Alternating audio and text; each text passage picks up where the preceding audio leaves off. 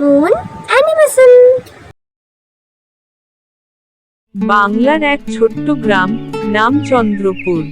সবুজে ঘেরা, মাঠে সোনালী ধানের ঢেউ আর পাখির কুজনেই গ্রামটা জেগে ওঠে। গ্রামের মাঝখানে একটা পুরনো বটগাছ, যেটাকে সবাই ঠাকুর গাছ বলে ডাকে। সেখানে সন্ধেবেলায় বয়স্করা বসে গল্প করে, ছোটরা খেলে।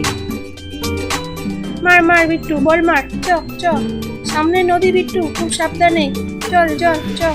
এখানকার প্রধান পেশা, সকালে কৃষকরা মাঠে যায়। বিট্টু চ, ধানগুলো কাট। চ, গরু নিয়ে বাড়ি যাই।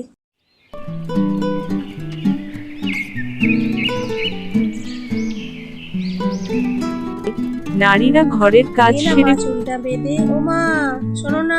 পুকুরে জল আনে। চ, তাড়াতাড়ি যাই, পুকুরে জলটা নিয়ে গিয়ে বাড়িতে অনেক কাজ পড়ে আছে। হ্যাঁ গো দিদি, তোমার বাড়িতে সব কাজ হলো বলো? সারাদিন যা কাজ আর পারি না।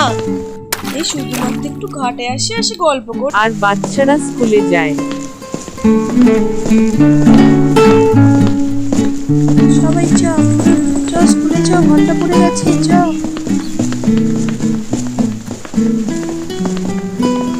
ও সরে যাও, বজ্রবিদ্যুৎ সহ বৃষ্টি শুরু হয়েছে, গ্রামবাসীরা সরে যাও।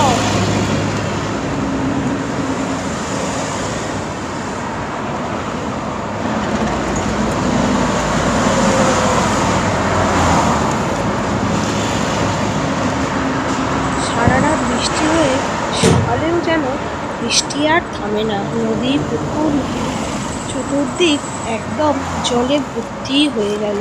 আমাদের গ্রামে